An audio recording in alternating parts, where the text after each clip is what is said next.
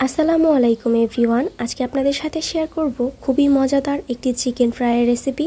তাও আবার সম্পূর্ণ ঘরে থাকা মশলায় খুব সহজভাবে করে দেখিয়েছি। কোনো রকম টক দই কিছুই লাগবে না, যে কেউ চাইলে খুব সহজে তৈরি করে নিতে পারবেন। চলুন দেখে নেওয়া যাক কীভাবে আমি এই চিকেন ফ্রাইটা তৈরি করেছি। ফার্স্টে এখানে আমি 2টা লেগ পিস নিয়েছি, মাঝখান থেকে কেটে নিয়েছি। ফার্স্টেই আমি চিকেনগুলোতে অ্যাড করে দিব লেবুর রস। আমি এখানে 2 ফালি লেবুর রস দিয়ে দিচ্ছি। আর এটা কিন্তু কোনোভাবেই স্কিপ করা যাবে না, এটা অবশ্যই দিতে হবে। এতে চিকেনের টেস্টটাও বেড়ে যাবে আর চিকেন থেকে কোনো বাজে স্মেলও পাবেন না। লেবুর রসটা দিয়ে ভালো মতো মেখে এটাকে আমি 1 ঘন্টার জন্য ম্যারিনেট করে রেখে দিব।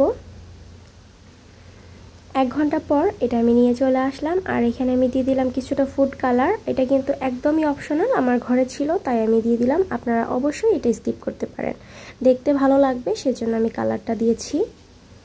কালারটা দিয়ে মেখে নিলাম। এরপরে আমি বাকি মশলাগুলো এখানে অ্যাড করব। ফার্স্টে দিয়ে দিলাম শুকনো মরিচের গুঁড়া 1/2 চা চামচ। আমার বাচ্চারা ঝাল খেতে পারে না তাই আমি একদম কম দিলাম, তবে আপনারা আপনাদের স্বাদ অনুযায়ী অ্যাডজাস্ট করে নিতে পারবেন। ধনে গুঁড়া দিলাম 1 চা চামচ। তারপরে হলুদের গুঁড়া দিলাম অল্প একটু, আপনারা যদি কালারটা না দেন হলুদ গুঁড়া একটু বাড়িয়ে দিবেন। গরম মশলার গুঁড়া দিলাম অল্প কিছুটা, 1 চামচের 4 ভাগের 1 ভাগ। জিরা গুঁড়া দিলাম 1/2 চা চামচ। আর 1 চামচ করে আদা রসুন বাটা দিয়েছি, স্বাদ মতো দিয়েছি লবণ। মশলাগুলো চিকেনের গায়ে ভালো মতো মেখে দিচ্ছি। ভিডিওটি দেখছেন কিন্তু এই পর্যায়ে যারা একটি লাইক দিতে ভুলে গিয়েছেন, একটি লাইক দিয়ে ভিডিওটি দেখার অনুরোধ জানাচ্ছি। ভালো মতো মেখে নেওয়া হয়ে গেলে এখানে একটা জিনিস অবশ্যই ব্যবহার করতে হবে। যেহেতু আমরা এখানে কোনো ধরনের সস ব্যবহার করিনি, তো এখানে আমি 1/2 চা চামচ ব্যবহার করছি চিনি। এটা কিন্তু দেওয়ার চেষ্টা করবেন, এতে কিন্তু এটার টেস্টটা বহুগুণে বেড়ে যাবে। এখানে কিন্তু আর কোনো কিছুই দিতে হবে না, চিনিটা গলে যাওয়া পর্যন্ত মেখে নিলেই হয়ে যাবে। খুব অল্প পরিমাণেই চিনি ব্যবহার করেছি, গলে যেতে সময় লাগবে না, তেল গরম হতে হতেই গলে যাবে। তো আমি একটা প্যানের মধ্যে অল্প কিছুটা তেল দিয়ে দিলাম, আর তেল গরম হয়ে যাওয়ার পরে চিকেনের লেগ পিসগুলো দিয়ে দিচ্ছি। অল্প আছে এটাকে বেশ সময় নিয়ে ভেজে নিতে হবে। ঢাকনা দিয়ে ঢেকে দিলাম, একটা সাইড হয়ে যাওয়া পর্যন্ত অপেক্ষা করছি। এই পর্যায়ে একটা সাইড কিছুটা কালার চলে এসেছে, আমি এগুলোকে উল্টে দিচ্ছি।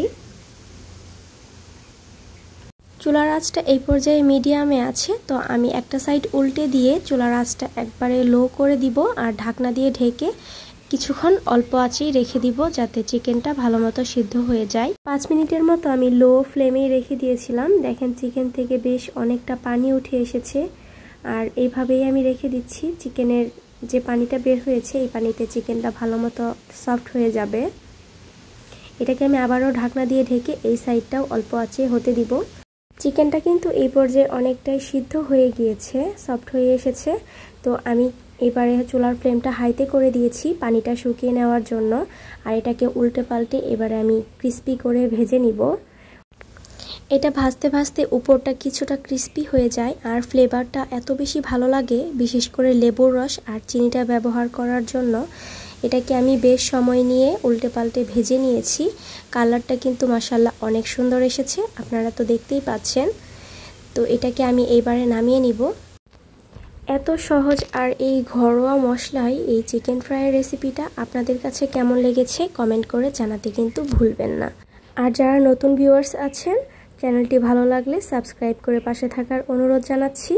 চিকেনটা আমি সার্ভ করে নিয়েছি, এতটা মজাদার হয়েছিল, আসলে তৈরি করে না খেলে বুঝতে পারবেন না এটা কতটা মজার ছিল।